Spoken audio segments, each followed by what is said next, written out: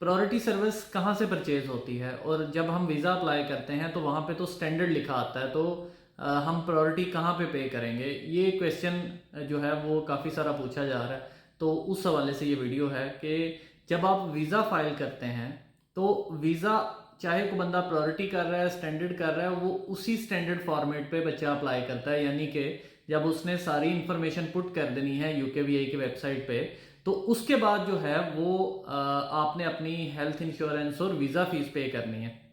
जब आप ये पे कर देंगे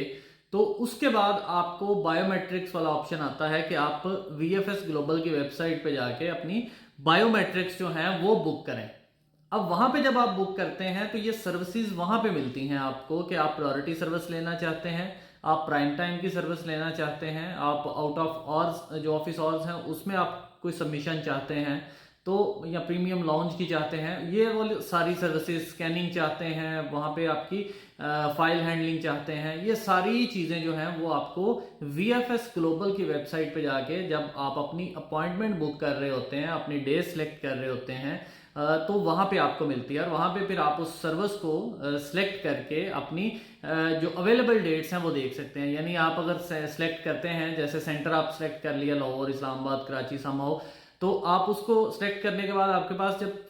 नेक्स्ट पेज ओपन होता है तो वहां पे आपसे वो पूछता है कि ये स्टैंडर्ड वीजा है या प्रायोरिटी है। तो आप वहां पे अगर स्टैंडर्ड सेलेक्ट करोगे तो उसकी स्लॉट सामने आएंगी,